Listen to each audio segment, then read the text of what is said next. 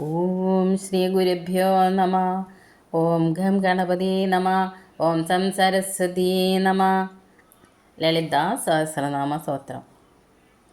അഗസ്ത്യവാച അശ്വാനന മഹാബുദ്ധേ സർവശാസ്ത്രവിശാരദ ഖദിതം ലളിതാദേവ്യാചരിതം പരമാത്ഭുതം. സകല ശാസ്ത്രങ്ങളും ഗ്രഹിച്ച് അതിബുദ്ധിമാനായ ഹയഗ്രീവമൂർത്തി ലളിതാദേവിയുടെ അത്യത്ഭുതകരമായ ചരിതം അവിടുന്ന് എനിക്ക് പറഞ്ഞു തന്നു കഴിഞ്ഞു എന്ന് അഗസ്ത്യ മഹർഷി മഹാവിഷ്ണുവിൻ്റെ അവതാരമായ ഹയഗ്രീവമൂർത്തിയോട് പറഞ്ഞു. പൂർവം പ്രാദുർഭവോ മാതു തത പട്ടാഭിഷേചനം ബണ്ഡാസുരവധശ്ചൈവ വിസ്തരേണ ത്വയോധിത. ആദ്യ അവതാരകഥ, പിന്നെ ദേവിയുടെ പട്ടാഭിഷേകം, അത് കഴിഞ്ഞ് ബണ്ഡാസുരവധവും വിസ്തരിച്ച് പറഞ്ഞു. പരമേശ്വരൻ്റെ മൂന്നാം തൃക്കണ്ണിലെ തീയിൽ വെന്തെരിഞ്ഞ കാമദേവൻ്റെ ശരീരഭസ്മത്താൽ ചിത്രകർമാവ് നിർമ്മിച്ചതാണ് ബണ്ഡനെ. മഹാദേവപ്രസാദത്തിൽ അവന് ജീവൻ കിട്ടി ഏറെനാൾ വാണു. അവൻ അഹങ്കാരത്തിൻ്റെ തനി സ്വരൂപമായി ദൈവനിന്ദ തുടങ്ങിയപ്പോൾ ദേവന്മാരുടെ പ്രാർത്ഥന പ്രകാരം ലളിതാദേവി ആ ദുഷ്ടനെ നിഗ്രഹിച്ചു. വർണ്ണിതം ശ്രീപുരം ചാപി മഹാവിഭവവിസ്തരം ശ്രീമദ് പഞ്ചദശാക്ഷര്യ മഹിമാ വർണ്ണിതസ്തദാ. ദേവിയുടെ നഗരമായ ശ്രീപുരത്തെ വർണ്ണിച്ചു അവിടുത്തെ മഹത്തായ ഐശ്വര്യങ്ങളും വിവരിച്ചു. 15 അക്ഷരങ്ങൾ ചേർന്നുണ്ടായ ശ്രീ വിദ്യാമന്ത്രവും അതിൻ്റെ മാഹാത്മ്യം അവിടുന്ന് എനിക്ക് ഉപദേശിച്ചു തന്നു. ഷോഢാന്യാസാദയോ ന്യാസ ന്യാസഖണ്ഡേ സമീരിത അന്തര്യാഗക്രമശ്ചൈവ ബഹിര്യാഗക്രമസ്തദാ. ന്യാസഖണ്ഡത്തിൽ വിവരിക്കുന്ന പ്രധാനപ്പെട്ട 6 ന്യാസങ്ങളും മനസ്സിനകമേയും പുറമേയും ചെയ്യേണ്ട പൂജാവിധികൾ അവിടുന്ന് വിവരിച്ചു. 51 ഗണേശന്മാരെ ഭാവന ചെയ്യുന്നത് ഗണേശന്യാസം, സൂര്യചന്ദ്രാദി നവഗ്രഹങ്ങളെ നസിക്കുന്നത് ഗ്രഹന്യാസം, 27 നക്ഷത്രങ്ങളെ ഭാവന ചെയ്യുന്നത് നക്ഷത്രന്യാസം, 7 യോഗിനികളെ ഭാവന ചെയ്യുന്നത് യോഗിനീന്യാസം, മേടം മുതൽക്കുള്ള 12 രാശികളെ ഭാവന ചെയ്യുന്നത് രാശിന്യാസം, ദേവീപീഠങ്ങൾ 50നെയും ന്യാസിക്കുന്നത് പീഠന്യാസം. ഇവ 6 ഷോഡന്യാസങ്ങൾ. മൂലാധാരത്തിൻ്റെ ഉള്ളിലിറങ്ങുന്ന കുണ്ടലിനി ശക്തിയെ ഉണർത്തി സഹസ്രാരത്തിലെത്തിച്ചുകൊണ്ട് ദേവിയെ ധ്യാനിച്ച് പരമാനന്ദ നിർവൃതി അടയുന്നത് ആന്തരികയാഗം. ബാഹ്യമായി ചെയ്യുന്ന പൂജ ബഹിര്യാഗം. മഹായാഗക്രമശ്ചൈവ പൂജാഖണ്ഡേ പ്രകീർത്തിത പുരശ്ചരണഖണ്ഡേ തു ജപലക്ഷണമേരിതം. മഹായാഗത്തിൻ്റെ രീതികൾ പൂജാഖണ്ഡത്തിൽ വിവരിച്ചു തന്നു. ജപലക്ഷണം പുരശ്ചരണഖണ്ഡത്തിൽ ഉപദേശിച്ചല്ലോ. ഹോമഖണ്ഡേ ത്വയാ പ്രോക്ത ഹോമദ്രവ്യ വിധിക്രമ ചക്രരാജസ്യ വിദ്യായ ശ്രീദേവ്യാ ദേശികാത്മനോ. രഹസ്യഖണ്ഡേ താതാത്മ്യം പരസ്പരമുദീരിതം സ്തോത്രഖണ്ഡേ ബഹുവിധ സ്തുതയ പരികീർത്തിത. ഹോമദ്രവ്യങ്ങൾ അവ എങ്ങനെ ഉപയോഗിക്കണം തുടങ്ങിയ കാര്യങ്ങൾ ഹോമഖണ്ഡത്തിൽ ഉപദേശിച്ചു. ഗുരുസ്വരൂപിണിയായ ദേവിയും ശ്രീചക്രവും ശ്രീ വിദ്യാമന്ത്രവും ഉപാസകനും എല്ലാം താതാത്മ്യം പ്രാപിക്കുന്നതിനായി രഹസ്യഖണ്ഡത്തിൽ ഉപദേശിച്ചു. സ്തോത്രഖണ്ഡത്തിൽ പലവിധം സ്തുതികൾ കീർത്തിച്ച് കേൾപ്പിച്ചു. മന്ത്രിണേ ദണ്ഡിനേ ദേവ്യ പ്രോക്തേ നാമ സഹസ്രകേ നോ ശ്രീലളിതാ ദേവ്യ പ്രോക്തം നാമ സഹസ്രകം. മന്ത്രിണി ദേവിയുടെയും ദണ്ഡിനി ദേവിയുടെയും സഹസ്രനാമങ്ങൾ അവിടുന്ന് എനിക്ക് ഉപദേശിച്ചു തന്നു. പക്ഷേ ലളിതാദേവിയുടെ സഹസ്രനാമം ഉപദേശിച്ചു തന്നിട്ടില്ല. ത്രിപുരസുന്ദരിയും ത്രൈലോക്യ മഹാറാണിയുമായ ലളിതാദേവിയെ മന്ത്രിണി ദേവി ഭരണകാര്യങ്ങളിൽ സഹായിക്കുന്നു. മന്ത്രിണി ദേവിയുടെ താഴെ പറഞ്ഞ 16 നാമങ്ങൾ ജപിച്ചാൽ ഐശ്വര്യ സമൃദ്ധി ഉണ്ടാകും. 1.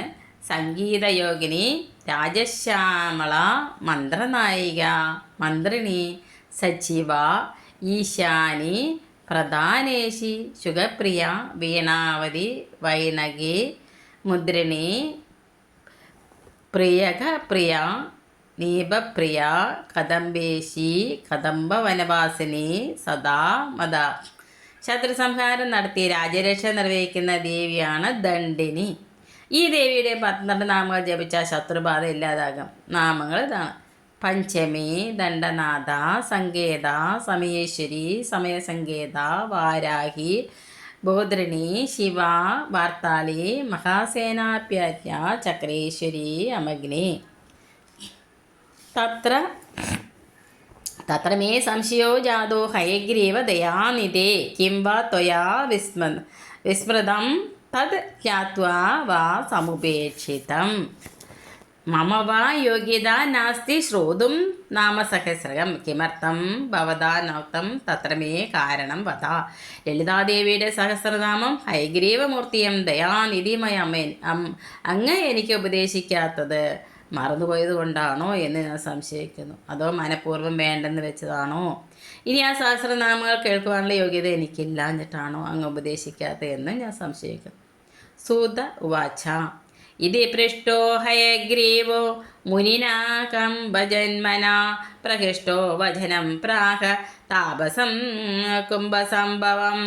സൂതൻ പറഞ്ഞു, ഹയഗ്രീവനോട് അഗസ്ത്യ മഹർഷി ഇങ്ങനെ പറഞ്ഞപ്പോൾ മറുപടിയായി അഗസ്ത്യനോട് ഹയഗ്രീവമൂർത്തി പറഞ്ഞു, ശ്രീ ഹയഗ്രീവ ഉവാച ലോപമുദ്രാപദേ അഗസ്ത്യ സാവധാനമനാശൃണു നാംനാം സഹസ്രം യനോക്തം കാരണം തദ്വദാമീതേ.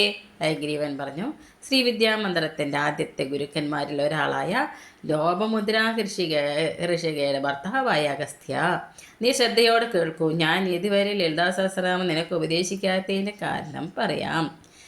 രഹസ്യമേതി മത്വാഹം നോക്തവാംസ്തേന ജാന്യത പുനശ്ച പൃച്ഛതേ ഭക്ത്യ തസ്മാത് തത്തേ വദാമ്യഹം. ഇത് രഹസ്യമാണ്, അതുകൊണ്ടാണ് പറഞ്ഞു തരാത്തത്. എങ്കിലും ഭക്തിപൂർവ്വം വീണ്ടും ചോദിച്ചാൽ ഞാൻ പറഞ്ഞു തരാം. ബ്രൂയാ ശിഷ്യായ ഭക്തായ രഹസ്യമമിദേശിക ഭവദാന പ്രദേയം സ്യ അഭക്തായ കഥാചന. രഹസ്യമാണെങ്കിൽ പോലും ഭക്തനായ ശിഷ്യന് ഗുരു ഉപദേശിക്കേണ്ടതാണ്. എന്നാൽ ഭക്തിയില്ലാത്തവന് ഒരു കാരണവശാലും ഉപദേശിക്കാൻ പാടില്ല. ന ഷടായ ന ദുഷ്ടായ ന വിശ്വാസ്യായ കർഹിച്ച് ശ്രീമാത് ഭക്തിയുക്തായ ശ്രീവിദ്യാരാജവേദിനോ. ദുർബുദ്ധികൾക്കും ദുഷ്ടന്മാർക്കും വിശ്വാസമില്ലാത്തവർക്കും ഈ സഹസ്രനാമം ഉപദേശിച്ചുകൂടാ. ലളിതാദേവിയുടെ ഭക്തർക്കും ശ്രീവിദ്യാമന്ത്രം ഗ്രഹിച്ചവർക്കും ഇത് ഉപദേശിക്കാവുന്നതാണ്. ഉപാസകായ ശുദ്ധായ ദേയം നാമ സഹസ്രകം യാനി നാമ സഹസ്രാണി സദ്യ സിദ്ധി പ്രധാനി വൈ. ശുദ്ധന്മാരായ ഉപാസകർക്ക് ഈ 1000 നാമങ്ങൾ ഉപദേശിച്ചു കൊടുക്കാവുന്നതാണ്. ഇവ ഉടനടി അഭീഷ്ടഫലം തരുന്നതാണ്. തന്ത്രേഷു ലളിതാദേവ്യ പൂർവം മുഖ്യമിതം മുനെ ശ്രീവിദ്യൈവതു മന്ത്രാണാം തത്ര കാതിർയഥാവര. തന്ത്രങ്ങളിൽ ലളിതാദേവിയുടെ മന്ത്രങ്ങൾ ധാരാളമുണ്ട്. അതിൽ ആദ്യമുണ്ടായ സഹസ്രനാമം ഇതാണ്. മന്ത്രങ്ങളിൽ ശ്രീവിദ്യാമന്ത്രവും അതിൽ തന്നെ ഖാദിയുമാണ് ഉത്തമം. സഹസ്രകണക്കിന് ദേവീ സഹസ്രനാമങ്ങളുള്ളതിൽ പ്രധാനപ്പെട്ടവ 10. ഗംഗ, ഗായത്രി, ശ്യാമള, ലളിത, കാളി, ബാല, ലക്ഷ്മി, രാജരാജേശ്വരി, സരസ്വതി, ഭവാനി. ഇവയെ പെട്ടെന്ന് ഓർമ്മിക്കുവാൻ ഗം, ഗ, ശ, ല, ക, ബ, ല, ര, സ, ബ എന്ന ക്രമത്തിൽ ആദ്യാക്ഷരങ്ങളാക്കി പറയുന്നു. മന്ത്രങ്ങൾ പലവിധമുണ്ട്. ഒറ്റക്ഷരമുള്ളത് പിണ്ഡം, 2 അക്ഷരമുള്ളത് കർത്തരി, 3 മുതൽ 9 വരെ അക്ഷരങ്ങളുള്ളവ ബീജം, 10 മുതൽ 20 വരെ അക്ഷരങ്ങളുള്ള മന്ത്രം, അതിൽ കൂടുതൽ അക്ഷരങ്ങളുള്ളവ മാല. ദേവിയുടെ മന്ത്രത്തിനാണ് ശ്രീവിദ്യാമന്ത്രം എന്ന് പറയുന്നത്. ഇത് ഗുരുവിൽ നിന്ന് അഭ്യസിക്കേണ്ടതാണ്. ക എന്ന അക്ഷരത്തിൽ തുടങ്ങുന്ന മന്ത്രത്തിന് ഖാദി എന്ന് പറയുന്നു. ഇതിൽ 15 അക്ഷരങ്ങളുള്ളതിനാൽ പഞ്ചദശാക്ഷരി എന്നും പറയുന്നു. ഇത് ഗുരുമുഖത്തു നിന്ന് തന്നെ ഗ്രഹിക്കണം. പുരാണാം ശ്രീപുരമിവ ശക്തീനാം ലളിതായത ശ്രീവിദ്യോപാസകാനാം ജയതാ ദേവോ പരശിവ. പുരങ്ങളിൽ ശ്രേഷ്ഠം ദേവിയുടെ നഗരമായ ശ്രീപുരം, ശക്തികളിൽ ശ്രേഷ്ഠം ലളിതാദേവി, ശ്രീവിദ്യോപാസകന്മാരിൽ ശ്രേഷ്ഠൻ പരമശിവൻ തന്നെ. എല്ലാ ഉപാസകനും ഉപാസേന പാരമ്യത്തിലെത്തുമ്പോൾ ശിവശക്തി ഐക്യം പോലെ ദേവിയുമായി ഐക്യത്തിലാകുന്നു. തഥാ നാമ സഹസ്രേഷു വരമേത പ്രകീർത്തിതം തദാസ്യ പഠനാദേവി പ്രീയതേ ലളിതാംബിക. അന്യനാമ സഹസ്രസ്യ പാടാന്ന പ്രീയതേ തഥാ ശ്രീമാത് പ്രീതയേ തസ്മാദനിശം കീർത്തയേദിതം. അങ്ങനെ വിവിധ സഹസ്രനാമങ്ങളുള്ളതിൽ ഈ സഹസ്രനാമം തന്നെയാണ് ശ്രേഷ്ഠം. കാരണം ഇത് കേൾക്കുമ്പോൾ ദേവി പ്രീതിപ്പെടുന്നു. മറ്റുള്ളവയാൽ അത്രയും പ്രീതി ദേവിക്കുണ്ടാക്കാത്തതിനാൽ അമ്മയുടെ പ്രീതിക്കായി ഇത് തന്നെ എന്നും ചൊല്ലുക. വില്യപത്രേശ്ചക്രരാജ്യേ ലളിതാംബികാം പത്മയേർവാ തുളസീപത്രേർനാമ സഹസ്രകൈः സദ്യപ്രസാദം കുരുതേ തത്ര സിംഹാസനേശ്വരി ചക്രാതിരാജമഭ്യർച്ച്യ ജപ്ത്വാ പഞ്ചദശാശരെ. ശ്രീചക്രത്തിൽ ദേവി ആവാഹിച്ച കോവളത്തിലെയോ താമരപ്പൂവോ തുളസിയിലെയോ കൊണ്ട് ലളിതാംബികയെ ഈ സഹസ്രനാമത്താൽ അർച്ചിക്കുകയാണെങ്കിൽ സിംഹവാഹനയായ ദേവി കാലതാമസമേനെ പ്രസാദിക്കും. ശ്രീചക്രപൂജയ്ക്ക് ശേഷം പഞ്ചദശാക്ഷരി ജപിക്കാതിരിക്കരുത്. ജപന്തേ കീർത്തേ നിത്യമിതം നാമസഹസ്രകം ജപപൂജ പൂജാദ്യശക്തശ്ചേ പടേ നാമസഹസ്രകം സംഘാർച്ചനേ സാംഗജപേ യദ്ബലം തദവാപ്യ ഉപാസനേ സ്തുതിരന്യാ പരേഭ്യതയോ ഹീസ. പഞ്ചദശാക്ഷരി എന്ന് ജപിച്ചിട്ട് സഹസ്രനാമം ചൊല്ലുന്നത് വളരെ നല്ലതാണ്. ഇത് ഗുരുവിൽ നിന്ന് നേരിട്ട് ഗ്രഹിച്ച ഉപാസകന് മാത്രമേ ചെയ്യാൻ സാധിക്കൂ. തെറ്റായി ചെയ്താൽ ഗുണത്തിന് പകരം ദോഷമുണ്ടാകും. അവ ചെയ്യാൻ സാധിക്കാത്ത സഹസ്രനാമ പാരായണം ചെയ്യുക.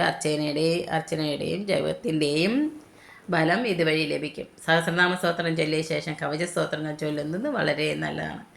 ഇതം നാമസഹസ്രം തു കീർത്തേ നിത്യകർമ്മവ ചക്രരാജാർച്ചനം ദേവ്യാ ജപോ നാംനാം ച കീർത്തനം ഭക്തസ്യ കൃത്യമേവ തദ് അന്യദഭ്യുദയം വിദോ ഭക്തസ്യാവശ്യകമിതം നാമസഹസ്രകീർത്തനം.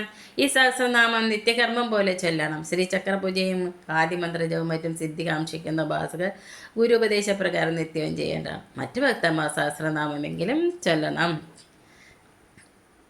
തത്ര ഹേതും പ്രവക്ഷ്യാമി ശൃണോത്വം കുംഭസംഭവ പുരാ ശ്രീലളിതാദേവി ഭക്താനാം ഹിതകാമ്യയാ വാഗ്ദേവീർവശീനിമിക്യ സമാഹൂയേതമബ്രവീത്.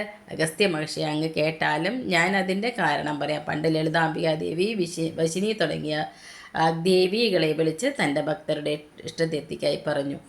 ദേവ്യുവാച വാഗ്ദേവതാ വശിന്യാദ്യ ശൃണ്വതം വചനം മമ